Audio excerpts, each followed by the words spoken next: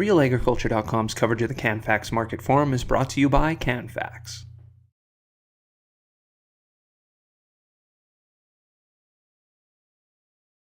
Yeah, Alberta, a leader in Canada, but we are affected. We're not entirely isolated by what's going on in the global economy. And as we're seeing some anxieties in Europe continue, as we're seeing the U.S. economy still kind of, just treading water, cattle prices, I think commodity prices in general could be affected by this. What I think will be a good sign for the cattle industry, though, is that growth in Asia, I think, is going to continue. Some softness in China, but I think they're moving towards a softer landing rather than a hard landing. And I think overall commodity prices, agriculture prices particularly, will be supported. So do you see this being a little bit of a tougher slug for the margin operator?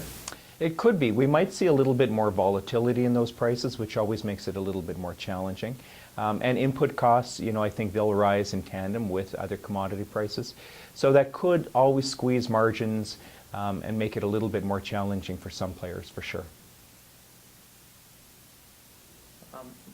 Just in your presentation today, lots of discussion about rising interest rates. When do you see it starting? Have there been any indicators that we should look at? Well, the only indication that the Bank of Canada is giving is that we're not going to see any interest rate increases for quite some time. They're not really too specific. They haven't been as specific as they have been in the United States with the Federal Reserve.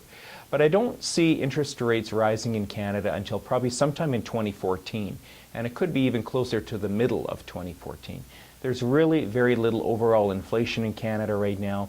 The Canadian economy is operating below capacity, and there's a lot of slack. And with interest rates staying low in the United States, hard to see why the Bank of Canada would start raising rates too quickly. So I'd anticipate another 18 months or so of very low interest rates in Canada. Forecast for the Canadian dollar? Forecast for the Canadian dollar in 2013, probably between $1.02 and $1.05 US. I see a little bit more strength in the Canadian dollar as the global economy, it's going to struggle, but I'm not looking for any kind of collapse in the global economy. That helps currencies like the Canadian dollar. So what do you see as an overall outlook, maybe short-term, long-term, for agriculture in general? For agriculture in general, both in the short term and the long term, I'm actually really optimistic. I think about 5 years ago, we turned a bit of a corner in agriculture in North America.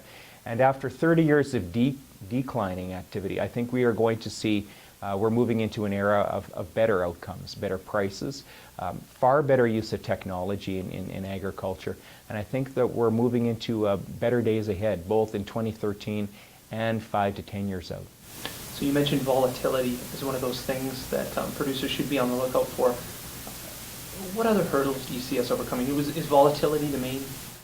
Volatility, I mean, I guess, agricultural producers, they're always dealing with volatility, and I don't think that, that's not going to go away. I do think fluctuations in currencies, that might be a bigger challenge for agricultural producers. With the Canadian dollar being a little bit stronger, I think going forward, that's going to be an added challenge for them. But also, weaker consumer markets in Europe and North America.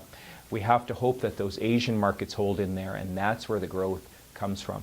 If we are to lose China somehow to a hard landing, and that is possible, then all bets are off for agricultural prices. I don't think we will see that hard landing. I think growth in China will be supported by government policies. I think they're moving towards a soft landing. So I'm pretty confident that agricultural prices will remain pretty good. So in general, from a producer perspective, I know there's no silver bullet, but what should producers do to kind of protect themselves from this volatility? Is there anything they can do? I guess diversification. I mean, that's a traditional way producers can sort of mitigate some of those wild swings up and down. To the extent that they're able to hedge, that may or may not be possible for different producers. And also, the marketing of some of their grains, if they can find ways, now that the wheat board has been dismantled, finding ways to market their grain, maybe doing it collectively with other groups. Those, I think, are going to be the opportunities going forward. And there are lots of opportunities, it's just that they might be a little bit harder to find.